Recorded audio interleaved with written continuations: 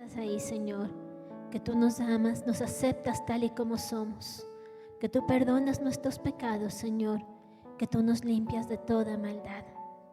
Gracias, Señor, porque tú nos has hecho nuevas criaturas. Gracias porque nos has permitido acercarnos ante tu trono y buscar tu rostro. Gracias, Señor, porque tu amor es incondicional. Y gracias, Señor, porque tu misericordia es para el pecador y para todos nosotros, que estamos, Señor, en la misma condición. Te adoramos, Padre Santo, y te bendecimos. En el nombre de Jesús. Amén. Amén. Gloria a Dios. Les invito a tomar sus asientos para pasar a la exposición de la palabra.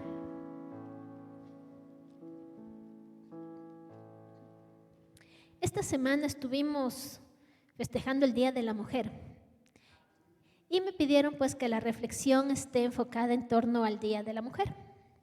Así que me puse un poquito a investigar sobre cómo nace esta fecha y este festejo y me pareció bastante interesante.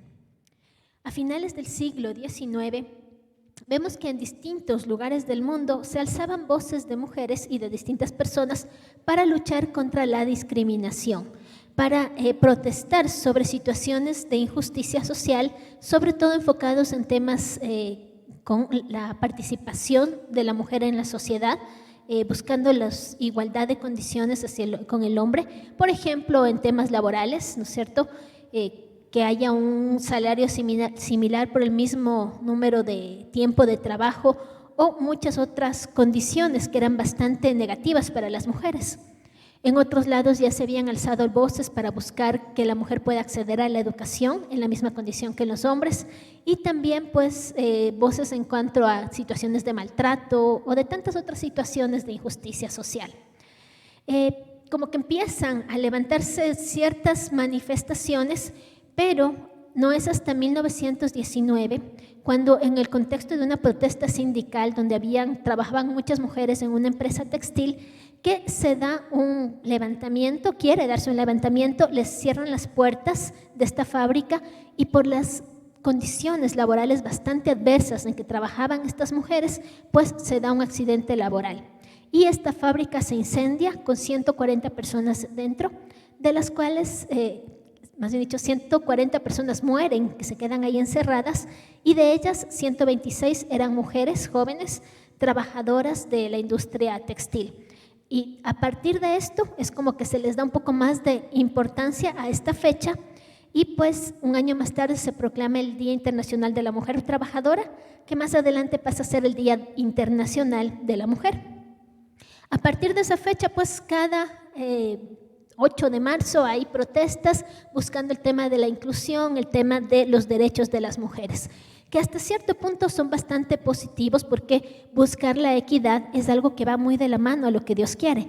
Sin embargo, ya vemos el día de hoy que eso se desmanda, ¿no es cierto? Y se van al otro extremo, ya no buscando una equidad, sino tal vez un dominio o incluso un negar la propia feminidad para tratar de estar en competencia con el hombre. Entonces, como vemos, algo que surge positivo muchas veces termina distorsionándose. Y el tema de la discriminación realmente no es algo nuevo en la historia. Lo hemos visto a lo largo de toda la historia humana que ha habido situaciones de discriminación, no solo contra la mujer, también discriminación social, ¿no es cierto? Durante mucho tiempo era normal y era avalado la esclavitud. Y lamentablemente hasta el día de hoy hay casos de esclavitud. Maltrato intrafamiliar o cosas tan cotidianas como que las mujeres no valoremos nuestro propio trabajo. Le preguntas a una mujer que es ama de casa en qué trabaja y te dicen nada, pero este tipo de cosas es algo cotidiano en nuestra cultura. Sin embargo, ¿dónde surge este problema? Dios quiso que esto pase y yo me encuentro cuando voy a Génesis capítulo 1 versos 27 que no es así, porque Dios crea al ser humano a imagen y semejanza de Dios. Si tú ves en la Reina Valera te dice Dios creó al hombre a su imagen y semejanza, 2 puntos, varón y hembra los creó. Y si ves en otras traducciones como la del lenguaje actual o otras Biblias, vas a ver que dice Dios crea al ser humano, ¿no es cierto?, a imagen y semejanza de Dios. Es decir, somos imagen y semejanza de Dios, no solo el hombre, sino el hombre y la mujer. Yo me acuerdo de un profesor de la universidad que me decía, Dios creó al hombre a su imagen y semejanza y a la mujer de la costilla del hombre, para burlarse de la religión y del machismo. Pero vemos que la palabra de Dios no es machista. La palabra de Dios nos dice que hombres y mujeres hemos sido creados a imagen y semejanza de Dios, que hombres y mujeres hemos tenido la responsabilidad de velar y sojuzgar la tierra para el desarrollo de la misma, y que Dios bendijo a hombres y a mujeres por igual. ¿Cuándo empieza el problema? En la caída. Cuando el ser humano decide desobedecer a Dios, empiezan los problemas de querer dominar al otro, los problemas de egoísmo, los problemas de querer buscar hacer las cosas a mi punto de vista de manera egoísta y no querer hacer caso a Dios. Y no solamente Adán y Eva en el paraíso, sino que este pecado de decirle, Dios, yo no quiero hacerlo tu voluntad, yo quiero hacer mi voluntad y tomar mis decisiones y decidir como que yo fuera Dios, es algo que se repite una y otra vez en la vida de cada uno de nosotros a lo largo de la historia de la humanidad. Y por lo tanto, nosotros somos seres caídos y hemos roto esa relación con Dios y rompemos la relación con nuestros semejantes. Y lo que antes era puesto para unidad, ahora se vuelve para dividir. Lo que antes era complementariedad, ahora nosotros lo hemos vuelto algo egoísta y de competencia. Y lo que antes era el amor de Dios, ahora nosotros lo volvemos egoísta, buscando nuestros propios derechos a costa del otro. Ahí empiezan los problemas, ahí empieza el deseo de poder dominar unos sobre otros y poder juzgarnos y lastimarnos. Ahora, ¿todo está perdido? ¿Ya no hay nada más que hacer porque el ser humano cayó? Pues la palabra de Dios nos dice que en Cristo somos hechos nuevas criaturas. Las cosas viejas pasaron, todas son hechas nuevas. La palabra de Dios nos dijo que cuando Cristo vino al mundo, vino a romper y abolir toda maldición. Y que cuando Cristo vino al mundo, nos hace nuevos. Ya no hay varón y hembra, ya no hay esclavo y libre, ya no hay judío gentil, porque todos somos uno en Cristo Jesús. Así que lo que nosotros debemos buscar es que Cristo reine en nuestras vidas. No el machismo, no el feminismo o cualquier otro ismo, sino que el reino de Dios está en nosotros. Ahora, yo quiero compartir contigo el pasaje de Jesús y la mujer samaritana, que lo tenemos en Juan, capítulo 4. En este texto yo me encuentro 3 verdades fundamentales para la existencia humana en general. Y pues te invito a que vayamos a Juan, capítulo 4. El encuentro de Jesús con la mujer samaritana, con la mujer que estaba sacando agua del pozo.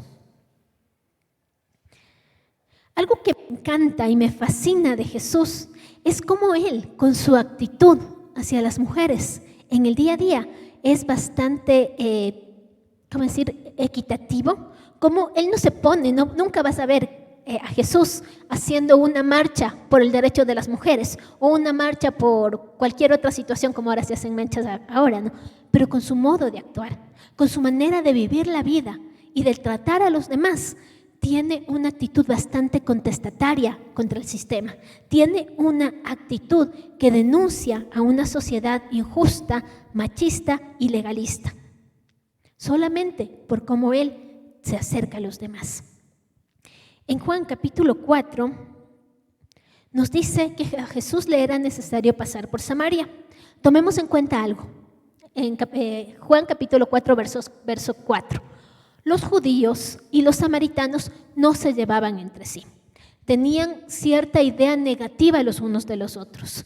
Un judío era capaz de irse a dar una vuelta y caminar 2 horas más rodeando Samaria por territorio gentil que pasar por tierra de samaritanos. Ahí, no voy a entrar en detalles, pero tenían un montón de conflictos internos. Y un judío incluso no podía o tenía estipulado entre sus leyes escritas que no debía compartir, por ejemplo, un utensilio de comida con un samaritano, porque esto se volvía impuro. Es decir, la división que había entre estos 2 pueblos era bastante fuerte y se veían muy mal los unos a los otros. Partiendo por ahí, nos llama la atención que dice que a Jesús le era necesario pasar por Samaria. Y no solo pasó por ahí, sino también que se quedó un buen tiempo. Y dice que estando ahí, llegó a un lugar llamado Sicar, donde estaba el pozo de Jacob, y estando allí, vio que venía una mujer a sacar agua del pozo. Verso 6, Juan 4:6. Y estaba allí el pozo de Jacob. Entonces Jesús, cansado del camino, se sentó junto al pozo. Era como la hora sexta. La hora sexta, diríamos en nuestra época, es como el mediodía, a las 12 del día. Vino una mujer de Samaria a sacar agua, y Jesús le dijo: dame de beber, pues sus discípulos habían ido a otra ciudad a comprar de comer. La mujer samaritana le dijo: ¿cómo tú, siendo judío, me pides a mí de beber que soy mujer samaritana? Porque judíos y samaritanos no tratan entre sí.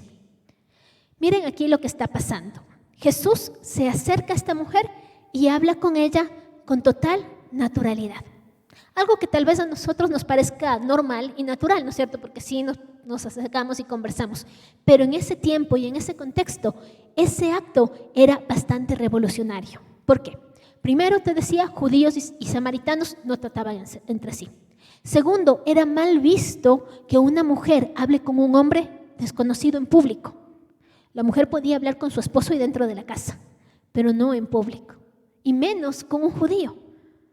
Solamente con este acto de acercarse y hablar con ella ya era un cambio importante para esta mujer. Y ella obviamente se asombra y entonces pregunta: ¿y cómo así? Y yo me imagino que mientras le servía el agua, le empieza a preguntar. Nadie a esta mujer le había tratado con tanta naturalidad, y menos si es que conocían todo el contexto que ella tenía. Porque si nosotros leemos, más adelante nos dice que ella tenía ya como 5 matrimonios fracasados y estaba en una relación de unión libre. Es decir, incluso moralmente era mal vista. Y imaginémonos lo que esto significaba. ¿Cuál era la condición de la samaritana en este contexto? ¿Cuál era su condición personal, social y para la vecindad, ¿no es cierto? Para la gente que ahí vivía. Primero, como te digo, mujer, ciudadano de segunda categoría para esa época. Otra cosa, samaritana. Con judíos no se ven. Y por último, pues, la condición espiritual de ella. Me llama la atención la hora en la que ella va a sacar agua, a mediodía. En ese tiempo, las mujeres que iban a sacar agua del pozo lo hacían muy temprano en la mañana para evitarse el calor y el fuerte sol de este clima tan áspero como es allá.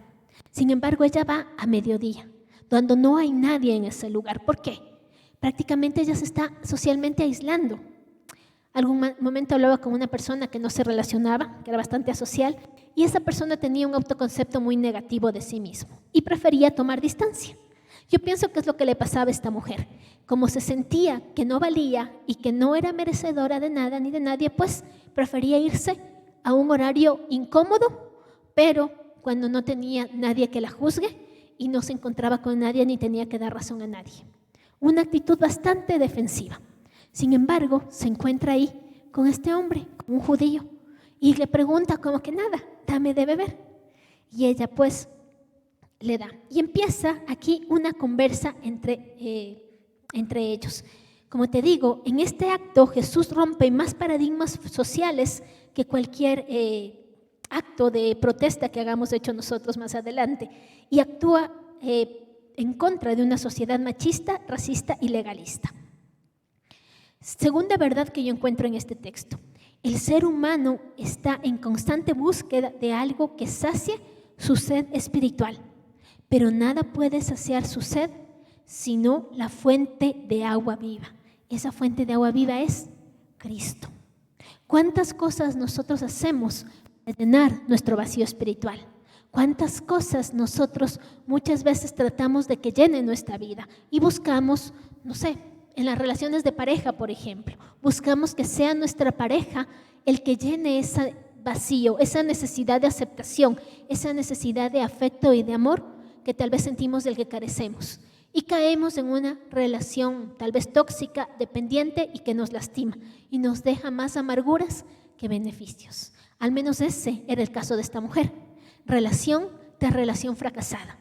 Y en ninguna halló nada que llene su vida. Ya seguramente en esta última relación ni le importaba si le trataban bien o le trataban mal. No le importaba si le daban un buen lugar como mujer o como cualquier otra cosa.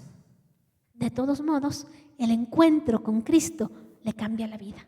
El encuentro con Cristo le permite hallar ríos de agua viva, esa fuente de vida que solo podemos encontrarlas en Dios y que no la tenemos porque no sabíamos y no nos damos cuenta. Y en este momento, cuando ella le pide el agua a Jesús, cuando Jesús le dice, ella le dice, ¿cómo así me pides agua? Y entonces él le dice en el verso 10, si conocieras el don de Dios, ¿y quién es el que te dice, dame de beber? Tú le pedirías y él te daría agua viva. Entonces ella le dice, dame esa agua, Señor. Y él le responde, pues, llama a tu marido. Y bueno, ahí sigue la historia que más adelante seguimos. Pero me quedo en este tema de la sed. Dice Mateo 5:6, el Sermón del Monte, las bienaventuranzas. Dice, bienaventurados los que tienen hambre y sed de justicia, porque ellos serán saciados. Sed de justicia. Esa sed de justicia, de que las cosas marchen mejor, de que haya justicia en el mundo, muchas veces las vemos en la sociedad. Y este tipo de luchas, como por ejemplo la no discriminación en la lucha de género o tantas otras luchas sociales por el medio ambiente y tantas otras cosas, es tratar de llenar esta sed de justicia. Pero esa sed de justicia en medios humanos, en manos humanas, que somos imperfectos, termina distorsionándose y dañándose. Porque como seres humanos somos limitados, somos imperfectos y estas luchas para buscar una justicia que llene nuestra vida terminan mal. Y entonces vemos luchas, por ejemplo, estaba para estudiar esto, para preparar el sermón estuve leyendo un poco del feminismo y me llamó la atención que había como 17 o 18 tipos de feminismos. Y cada uno de esos feminismos, uno más loco que otro, ¿no es cierto? Que ya no buscan solamente una equidad, sino un dominio o una protesta o una anarquía total. ¿Por qué? Porque en manos del ser humano, todos estos intentos de que algo llene nuestra sed, termina distorsionándose. Y en lugar de buscar el bien del prójimo, terminamos búsquedas egoístas que lastimamos a los demás. O nos lastiman y nos ponemos más defensivos y pues terminamos yéndonos a los extremos que no son positivos. Por ejemplo, yo quiero ver por mi cuerpo y no me importa lo demás. Y entonces aprobemos el aborto porque es mi cuerpo. Pero hay otra persona también que está en gestación y también tiene derecho. Pero si yo me pongo solo en mí, pues nuevamente es esa búsqueda de una sed insaciable que nunca va a ser llenada. ¿Hasta cuándo? Hasta que encuentre a Cristo. Me gustó mucho el testimonio de una mujer que nació en 1858, más o menos, se llamaba Pandita Ramabai, una mujer de la India, una mujer que nace en una época y en un contexto donde la mujer no tenía oportunidad de educación. Nace en una cultura donde se educaba y se criaba a las niñas solamente para ser esposas y ser madres. Es más, en esta cultura las niñas ya eran dadas en matrimonio. Y esta mujer era hija de un sacerdote hinduista que le enseña a leer el sánscrito. Bueno, este idioma en el que están escritos los libros sagrados del hindú. Y en esa cultura era un sacrilegio que una mujer aprenda el sánscrito, bueno, este lenguaje. Y en esta cultura, él le enseña a su hija, yéndose en contra de las leyes, aunque él era bastante también pegado a las leyes, ¿no? Pero le enseña a su hija. Y ella desde pequeña empieza a leer y a investigar los libros sagrados del hinduismo. Y conoce todo lo que puede saber acerca de este tema. Cuenta pues ella que cuando era niña vino una hambre terrible a su país. Ya era pobre y encima más vino este momento de hambre. Sus padres murieron de inanición. Ella dice, yo hice todo lo posible e investigué en todos los libros sagrados para tratar de hacer todo lo posible para complacer a los dioses y para ser una buena persona, pero nada era suficiente. Nosotros seguíamos en esta situación y no podíamos salir adelante. Y ella pues queda huérfana y mendiga junto a su hermano, pero sigue adelante. Más adelante dice que a ella le llamó la atención un grupo de monjas, porque ellas hacían labor social y les habían ayudado, y ya le dejó como una espinita sobre qué era el cristianismo.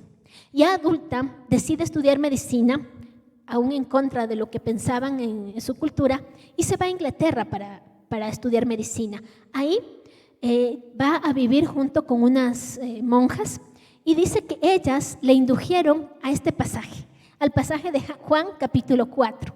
Y me gusta lo que dice ella. Dice: nunca había leído ni escuchado nada como esto en los libros religiosos hindúes. Me di cuenta después de leer el cuarto evangelio de Juan que Cristo era realmente el divino Salvador que él proclamaba ser. Y nadie fuera de él podía transformar y mejorar la feminidad oprimida de la India y de cada nación. Entonces mi corazón fue atraído a la religión de Cristo. En ese momento ya no conoce de Cristo, sino años más tarde. Pero el simple hecho de conocer el evangelio y ver que Dios se preocupaba por cada persona por igual, y que Dios había creado a todas las personas a su imagen y semejanza, ya era algo que rompía el esquema del pensamiento de ella y de esta religión. Una religión que normalizaba que la sociedad esté dividida por castas sociales, y que era normal que una persona que nació destinada a ser pobre muera de inanición, y era normal que una persona que nació destinada para tener mucho dinero viva con mucha opulencia. Mientras que ella se dio cuenta que el evangelio rompía con todos estos tipos de actitudes injustas y de actitudes hacia la mujer. Y esta mujer fue una activista muy importante en pro de los derechos de las mujeres en la India. Fue una mujer que luchó para abolir el matrimonio de niños. Fue una mujer que luchó para ayudar a huérfanos y que ayudó a muchas mujeres y mendigos en su época. Y además, al final ya de sus días, lo que ella hizo fue traducir la Biblia a un idioma bien común, bastante hablado en su pueblo hindú. Una mujer que realmente trascendió.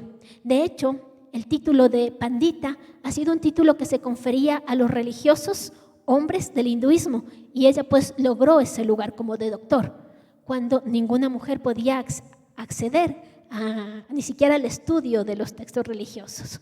Entonces, ella rompió con todos estos paradigmas. ¿Por qué? Porque encontró la fuente de agua viva, esa fuente que es Cristo. Y eso es lo que nosotros debemos buscar. No quedarnos simplemente en peleas y luchas de géneros, sino buscar que Cristo llene nuestra vida. Como te decía, Cristo es el que va a llenar ese vacío existencial. El tercer principio que quiero compartir contigo: aunque Jesús nos conoce como realmente somos, no nos juzga y nos acepta tal y como somos. Nos da una misión que cumplir. Verso 17 de Juan 4. Después de que Jesús le dice: ve y llama a tu marido, ella le responde: no tengo marido. Y él le dijo: bien has dicho que no tienes marido, porque 5 maridos has tenido y el que ahora tienes no es tu marido. Esto has dicho con verdad. Le dijo la mujer: Señor, me parece que tú eres profeta. Nuestros padres adoraron en este monte y vosotros decís que en Jerusalén. ¿Cuál es el lugar donde debemos adorar? Nota lo que aquí está pasando. Jesús no la rechaza, aunque conoce su situación. Y él le dice: llama a tu marido con segunda. Ella, pues, como no quiere hablar del tema porque qué vergüenza, no tengo marido. Y él le dice: 5 maridos has tenido. Imagínate la condición espiritual de esta mujer. Aún así, ¿Jesús le juzgó? No, no es cierto. ¿La rechazó? ¿Le dijo: ¿por qué haces esto? ¿Por qué no te quedas con un solo marido? No, no le dijo nada. Solamente le confrontó. Esto es lo que tú estás viviendo. Y ella, pues, en ese momento, ¿qué hace? Al verse expuesta, cambia de tema. No sé si te das cuenta cómo de repente nos lleva a hablar de otra cosa que no tiene nada que ver. Es como una defensa que ella tiene, ¿no es cierto? Como cuando a ti alguien te dice algo que no querías y sí, hablemos de otra cosa. Pero de todos modos, Cristo no la juzga. Y aún en su respuesta, tratando de cambiar de tema, le da una verdad importante que rompe nuevamente esa cultura. ¿Qué es lo que le dice? Ustedes están peleando porque si deben adorar en Jerusalén o en el monte de Jacob. Pero llegará el día ni aquí ni allá. Es como que nos dijeran, como que nosotros nos ponemos a pelear con Dios cuando nos quiere confrontar y le decimos: Señor, pero a ver, ¿qué mismo? ¿Cuál religión? Y Dios te dice: ni lo uno ni lo otro. Lo importante es tu corazón. es tu relación con Dios. Llegará el momento, el día y la hora en que los verdaderos adoradores adorarán al Padre en espíritu y en verdad. Y eso es el reino de Dios. Adorar a Dios, adorar al Padre en espíritu y en verdad. Así que busquemos esa relación con Dios. Busquemos encontrarnos a Jesús, porque Él nos ama y nos acepta tal y como somos. No nos juzga. Quienes nos ponemos trabas y nos alejamos somos nosotros, porque nos sentimos avergonzados. Cuando encuentras a Cristo, Él te da un propósito en tu vida.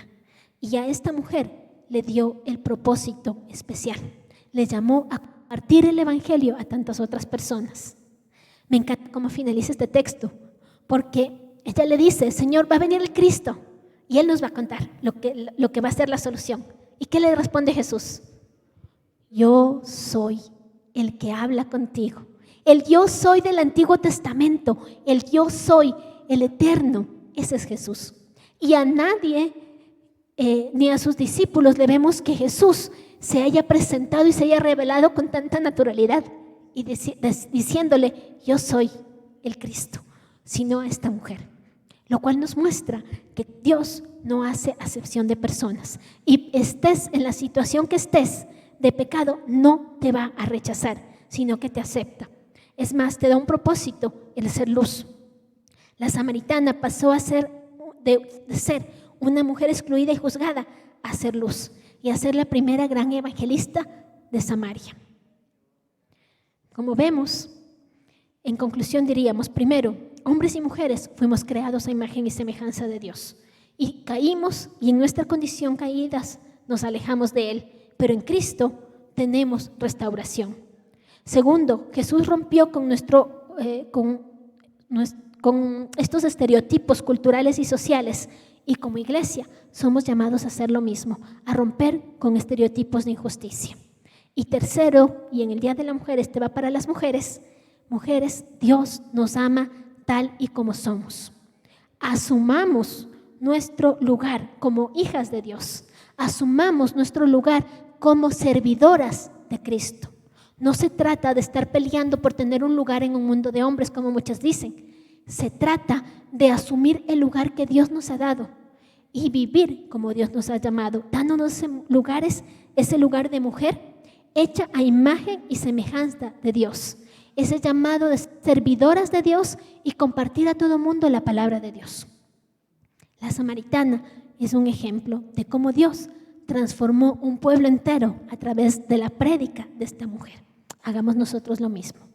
Vamos a finalizar, pongámonos de pie para orar.